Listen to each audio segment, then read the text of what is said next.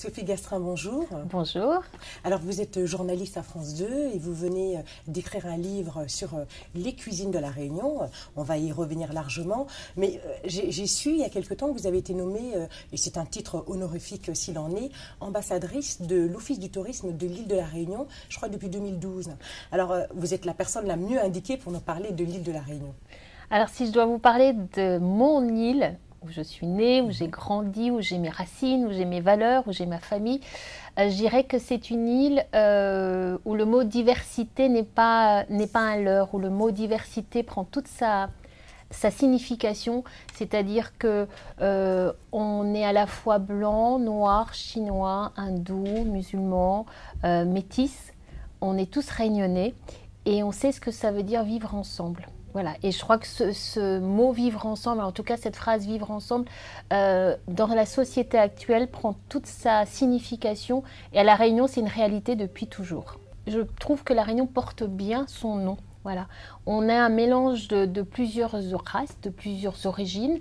Il y a eu l'esclavage, donc il y a eu, sur l'île il n'y avait personne à la base, il y avait des dodos, voilà, des oiseaux sauvages, mais il n'y avait pas de population. Donc La Réunion est une terre où toutes les origines sont arrivées, qu'elles soient africaines, qu'elles soient indiennes, qu'elles soient chinoises, qu'elles soient blanches de France métropolitaine.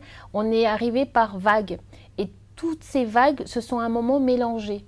Et ça donne La Réunion. Voilà. Et je trouve que c'est vrai que ça porte bien son nom parce que on peut être, c'est ce que je disais tout à l'heure, à la fois noir et blanc, mais on peut se marier et on fait de très jolis enfants. Voilà. Et les enfants métis, c'est une réalité à La Réunion depuis toujours. Il y a peut-être on va dire, pas de racisme, parce que le mot raciste n'est pas un mot qui existe chez moi. En tout cas, je ne veux pas l'entendre, moi. Il y a des différences, voilà. On ne se mariera pas parce qu'on n'aime pas la couleur de l'autre, mais on ne se mariera pas parce que on n'est pas forcément, on n'a pas le même niveau de vie. Un est plus argenté que l'autre, voilà, et c'est par classe sociale, mais pas par la couleur ou par origine, voilà. Donc le mot diversité, c'est de cette manière que vous vivez depuis toujours, donc il n'y a aucun... Moi, j'étais petite, alors je me souviens de mon enfance, quand j'allais à l'école, à côté de moi, j'avais une petite musulmane qui était voilée et ça ne m'a jamais posé de problème. Ça ne me pose toujours pas de problème, et heureusement. J'avais à la fois une petite noire qui était d'origine soit comorienne, voilà, ou j'avais à la fois la petite chinoise qui faisait le nouvel an chinois. On était très contents d'aller faire la fête chez elle parce qu'il y avait les pétards, et puis voilà. Et la musulmane qui faisait le ramadan, et à la fin du ramadan, il y avait les gâteaux, les pâtisseries, on faisait la fête aussi. Et la petite tamoule avec la cérémonie où on marche sur le feu, où on fait des sacrifices d'animaux, etc. J'ai grandi avec ça et je crois que c'est ce qui me fait aussi ma richesse. Je ne vois pas la différence de l'autre. Ou alors je la vois mais je la respecte. Absolument. Et elle ne me gêne pas. Vous-même, vous êtes de quelle origine?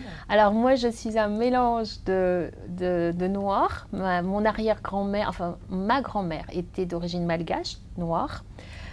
Du côté de ma maman. Toujours du côté de ma maman, son papa était blanc, aux yeux bleus, d'origine bretonne. Du côté de mon papa, sa maman était chinoise et son papa était métis aux yeux verts. Donc voilà. Vous êtes une universelle. Je suis une citoyenne du monde. D'accord, c'est cette citoyenne du monde qui nous invite à découvrir son île, mais d'une manière assez transversale, parce que vous avez choisi les cuisines qui représentent bien la diversité justement de votre île, mais vous n'avez pas voulu faire un livre de cuisine comme tout le monde. Racontez-moi la genèse de cette idée de faire un livre de cuisine, mais pas que. J'ai envie de dire que c'est une invitation non seulement au voyage gastronomique, mais aussi au voyage culturel. Vous avez tout compris en mon livre. Oui, oui, c'est exactement ça. En fait, je ne voulais pas faire un livre de cuisine pour faire un livre de cuisine. C'est vrai que ce titre d'ambassadrice, qui est très honorifique, alors moi j'ai été effectivement fière de me dire, voilà, je suis ambassadrice de La Réunion. Qu'est-ce qu'on peut faire pour faire la promotion de La Réunion? Et je trouvais que ce livre de cuisine était une bonne manière de mettre en avant la cuisine, mais je ne voulais pas faire un livre de cuisine classique. Donc j'ai fait un livre de cuisine et j'ai fait appel à un certain nombre de personnalités. Donc il y a 25 personnes dans ce livre. Je leur ai demandé de me donner un menu, une entrée, un plat, un dessert et un plat au moins raconte une histoire. Donc, ils nous emmènent dans leur enfance où ils ont pique-niqué quand ils étaient petits. Ils allaient passer le dimanche chez la grand-mère qui avait une grande propriété. Ils allaient à la rivière, ils allaient à la montagne. Voilà. Et tous m'ont raconté une histoire. Et je leur ai demandé aussi de me raconter une histoire, mais de me donner un lieu préféré à La Réunion. Donc, ils me donnent, un préfère la rivière Langevin, l'autre préfère le volcan, l'autre préfère le Piton des Neiges. Et en plus des plats de cuisine, il y a des photos de paysages. Donc, je voulais aussi, et vous avez tout compris, emmener le lecteur en voyage à La Réunion. J'ai envie de lui donner envie de venir, de goûter ma cuisine et de découvrir mon île. Et j'ai voulu aussi montrer dans ce livre cette diversité qu'est La Réunion. Et j'ai fait appel à 25 personnalités et chacune a une origine différente.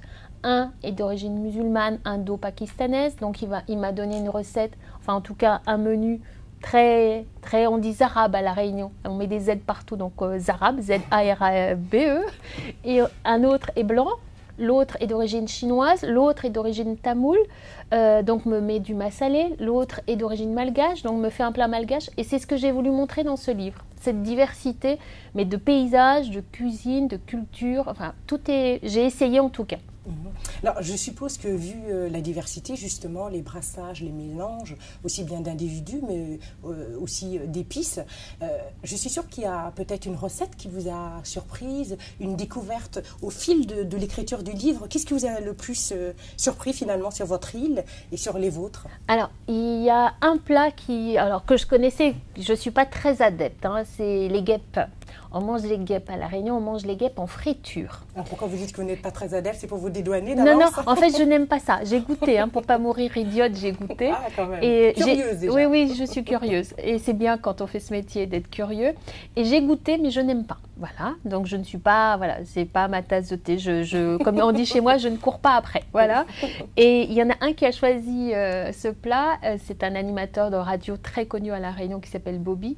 Et il l'a pris en rougail. Et je ne l'avais jamais goûté en rougail. Je ne savais même pas que ça existait. Voilà. Après tant d'années sur Terre, je ne savais pas. Saucisse, rougail morue, même dont vous parlez dans le livre. Mais pas rougail guêpe. Voilà. Donc il y a rougail morue, rougail saucisse, rougail boucané, machin, mais pas rougail guêpe. Et c'est le plat qui m'a le plus surpris dans le livre. Je l'ai goûté. J'ai pas tellement aimé, mais j'ai goûté.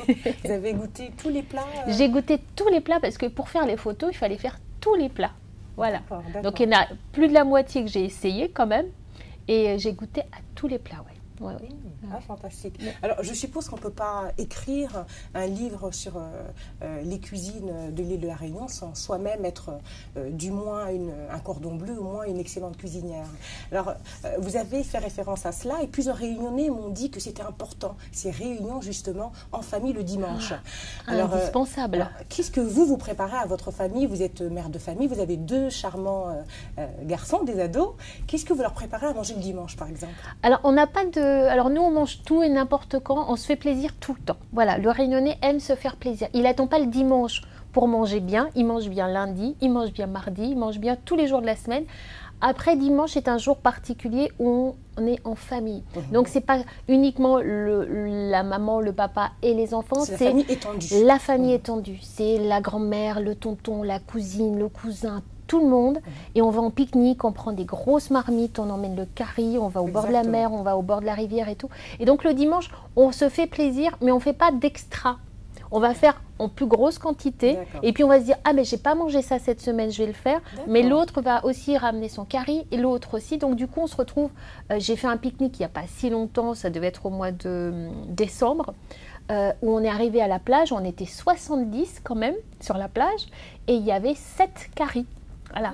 Et donc, il y avait des grosses marmites comme ça. Et on se fait plaisir, voilà. Et le dimanche, moi, je peux, par exemple, alors, c'est pas moi qui ai cuisiné ce dimanche, mais c'est mon mari, il a fait un curry de poulet. Voilà, ça faisait un petit moment qu'on n'en avait pas mangé. Mais mes enfants ont eu une bonne cuisinière qui s'appelle ma maman, voilà. Elle, c'est un cordon bleu… 10 étoiles au guide Michelin. Et donc, mes enfants ont eu l'habitude, maman était souvent avec nous, voilà, maintenant j'habite à Paris, mais voilà, ils adorent manger réunionnais, ils adorent la cuisine de ma maman, donc j'ai eu un bon professeur, on va dire, et j'ai appris aussi à aimer cuisiner. Voilà, j'aime manger, j'adore manger, en bonne réunionnaise, j'aime manger, mais je n'étais pas celle qui se précipitait la première à la cuisine pour faire à manger. Ma mère cuisine bien, j'ai 3 frères qui cuisinent extrêmement bien, donc j'ai eu voilà, allez-y, je vous regarde faire. À un moment, j'ai appris à y aller et à prendre plaisir à cuisiner. Maintenant, je le fais et j'aime ça. Alors, il y a le masala, il y a différentes sortes d'épices, les currys qui reviennent à chaque fois. Quel est le must de la cuisine réunionnaise pour finir? Alors moi le must, après je vais dire les must, parce que je n'aime pas un plat, j'aime plusieurs plats. J'aime le coq massalé, voilà, ça j'adore. On le mange dans des feuilles de banane, de bananier, voilà, et à la main en général parce que c'est mieux. J'aime le rogaille morue. J'aime les plats chinois, j'aime le chop suey, mais alors c'est pas le chop suey qu'on trouve ici dans les restos parisiens, c'est le vrai chop suey avec un goût particulier parce que c'est à la fois chinois mais créole, enfin c'est mélangé, c'est métissé, donc il y a une petite touche très locale et très créole. Et donc du coup, moi, après il y a le carré langouste aussi, ça c'est un petit, voilà, c'est un peu plus raffiné. J'aime beaucoup, mais il y a des Réunionnais pour qui c'est le must du must, c'est le caribichic. C'est des tout petits alevins de poisson qui valent une fortune. C'est 50 €, voire 60 € le kilo. C'est extrêmement cher, c'est super délicieux. Alors j'aime, mais à choisir, je préfère un rogaille morue, voilà, qui est un peu moins cher, mais qui est meilleur pour moi. Et puis, voilà. Ça montre que vous êtes une vraie réunionnaise. Oui, j'aime tout dans ma cuisine, sauf les guêpes, on va dire. On aura bien retenu. Alors, juste pour finir, il est une tradition chez Femmes au pluriel, c'est de demander à notre invitée de finir par une phrase, celle qu'elle voudra, du moment qu'elle contienne ces 3 mots, Femmes au pluriel. Alors, femmes au pluriel. Je dirais qu'à La Réunion, les femmes sont des femmes au pluriel, c'est-à-dire qu'elles soient blanches, noires, chinoises, hindoues, musulmanes, métisses. Elles ont des valeurs, elles respectent la différence de l'autre, elles sont des femmes au grand cœur aussi parce qu'elles sont généreuses. Et je trouve, pour revenir après sur la cuisine de La Réunion, les femmes de La Réunion sont des femmes au pluriel parce qu'elles savent toutes cuisiner, chacune dans leur spécialité. Et la cuisine de La Réunion, et comme les femmes de La Réunion, elles sont généreuses et elles aiment partager. Voilà. Je dirais que les femmes de La Réunion, les femmes au pluriel, on est toutes différentes mais on se ressemble toutes. Merci beaucoup Sophie Gastrin, ce sera le mot de la fin. Merci.